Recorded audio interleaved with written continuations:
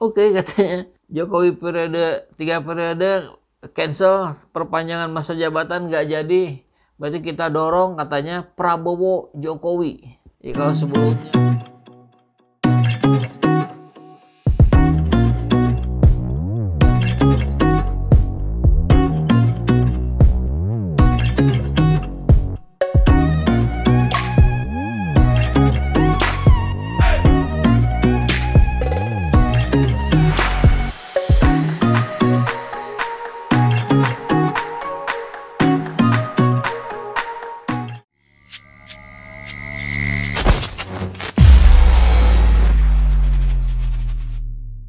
Bismillahirrahmanirrahim. Assalamualaikum warahmatullahi wabarakatuh. Salam kedaulatan rakyat.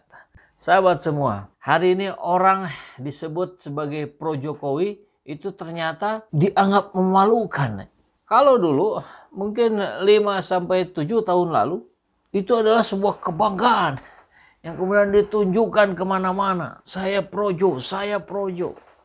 Hari ini berbalik, orang menjadi malu disebut projo. Begitu pula dengan mahasiswa Del Pedro. Dia yang diwawancara oleh Bung Refli Harun mengatakan bahwa saya tidak takut dituduh radikal, intoleran, teroris sekalipun. Yang kami takutkan kalau kami disebut sebagai pendukung Jokowi. Ngeri kali ya. Tentu ini tidak semata-mata terjadi begitu saja. Tentu pasti ada alasan kuat yang mendasarinya. Ya, apalagi kalau bukan pimpinannya yang memang tidak menunjukkan kewibawaan, yang tidak menunjukkan prestasi, yang tidak menunjukkan keberpihakannya pada rakyat jelata. Barangkali bagi orang-orang yang dulu mendukungnya, sekarang mereka menyesal. Karena tokoh panutannya, karena idolanya, ternyata tidak bisa berbuat banyak untuk meningkatkan kesejahteraan rakyat. Gitu kan? Yang kita anggap pahlawan ternyata tidak lebih baik. Dan kabar terakhir katanya yang sedang dilakukan oleh Pak Jokowi itu sedang mewaspadai deretan bahan pokok yang harganya naik. Mewaspadai itu gimana maksudnya ya? Menyimak, melihat, menonton. Tolong diperjelas ya Pak.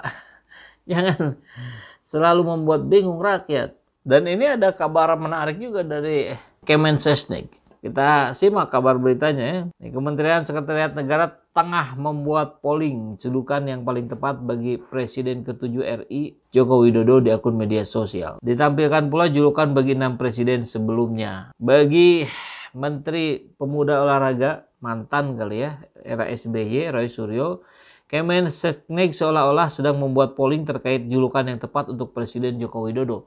Dia pun turut mengajak warganet beramai-ramai memberi masukan julukan yang tepat untuk Jokowi. Ini resmi dari FB Kemensesnek. Lagi bikin polling julukan apa yang paling tepat bagi Presiden RI ke-7. Presiden ke-1 disebut dengan Bapak Proklamator. Presiden kedua tokoh pembangunan, Bapak Pembangunan. Yang ketiga Bapak Teknologi. Yang keempat tokoh pluralisme. Yang kelima penegak konstitusi. Yang keenam perdamaian. Jadi akun Facebooknya Kemensesnek ya. Ini ramai-ramai memberikan julukan. Ada akun ada deh. Nah, ini nyebut julukan untuk Pak Jokowi adalah The King of Lip Service. Dia ngikut mahasiswa UI ya tahun lalu kalau nggak salah yang sudah memberikan julukan itu. Kemudian Ahmad Fuadli.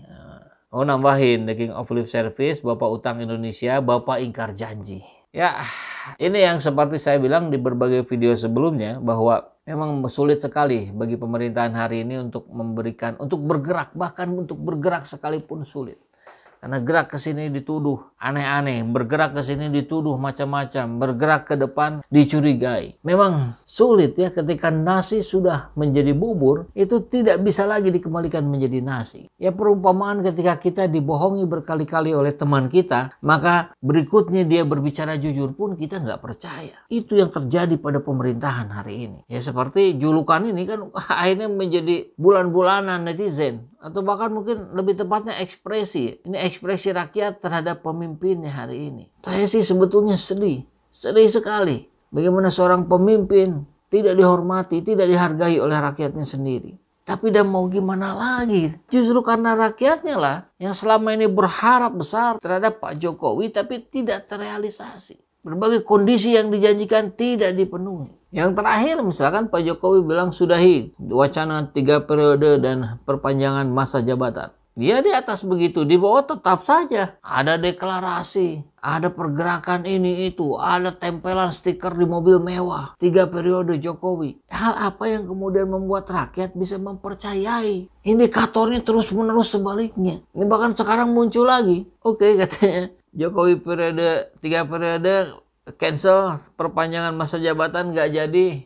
Berarti kita dorong katanya Prabowo Jokowi. Ya, kalau sebelumnya Jokowi Prabowo, Jokowi presiden, Prabowo wakil. Nah sekarang dibalik, Prabowo-nya yang presiden, Jokowinya yang cawapres. Aduh, terus dia cari cara, terus diakali. Oh ini kan bukti orang cerdas. Bukan masalah mencari solusi, itu sih bukan solusi. Itu memaksakan kehendak. Oke, pada saat itu dianggap boleh dan konstitusional. Karena mungkin jabatan 2 kali berturut-turut itu sebagai presiden. Kalau maju lagi sebagai wapres menjadi boleh gitu. Tapi itu nggak ada sejarahnya. Dunia manapun nggak ada. Yang presiden kemudian di periode berikutnya turun menjadi wapres. Harga dirinya dikemanain? Kalau sudah mencapai puncak tertinggi sudah selesai. Gantian. Ini terus diupayakan. Artinya apa? Jelas ada orang-orang yang berkepentingan dengan jabatan Pak Presiden. Kalau presidennya jatuh, maka orang-orang inilah yang akan kelabakan. Barangkali aib-aibnya akan langsung terbuka. Begitu kali ya. Kok takut amat Pak Jokowi turun? Ini kan sampai ada seorang siswa SMA sudah berani mengkritisi. Yang dikritisnya Pak Prabowo-nya ya, bukan Pak Jokowinya. Karena kita tahu bagaimana cara-cara yang dilakukan oleh Prabowo dan Gerindra ketika mendekati umat Islam demi meraih suara umat Islam. Setelah kalah kemudian merapat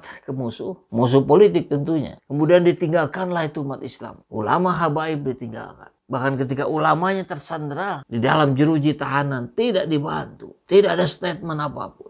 Nah sekarang muncul. Sudah dekat pemilu nih. Kalau ingin tahu isi hati rakyat, dekati ulama, dekati habaib. Itu disampaikan Prabowo. Nah, apalagi nih? Dagelan, lucu-lucuan negeri ini ya. Seenak udalnya aja itu ya. Saya kira kami umat muslim belajar dari pengalaman. Kami tidak akan menjadi seperti keledai yang terjerembab di tempat yang sama. Kami akan ingat-ingat terus ini. Karena emak-emak begitu sakit hati dengan cara-cara Anda Pak Prabowo. Karena umat muslim kecewa dengan cara-cara Anda. Jangan berharap lagi. Bahkan sekarang sampai anak SMA pun yang tempo hari belum tahu apa-apa karena masih SMP barangkali. Melihat sejarah. Melihat sebuah fakta. Oh begini. Akhirnya berani speak up. Dan ini akan memancing terus suara-suara yang jauh lebih besar. Jadi berhati-hatilah para politikus. Nah, bukan hanya Gerindra. Semua partai. Jangan brengsek pada rakyat. Jangan bikin sakit hati rakyat.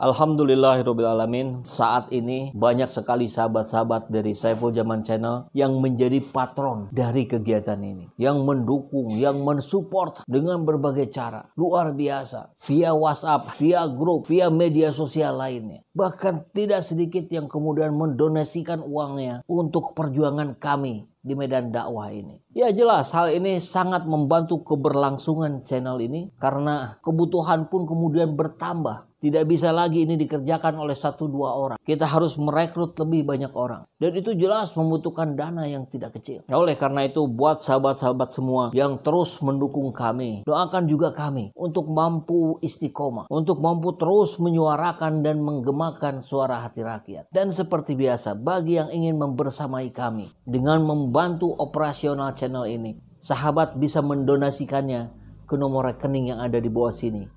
Dan silakan untuk mengkonfirmasikannya ke nomor yang ada di sini.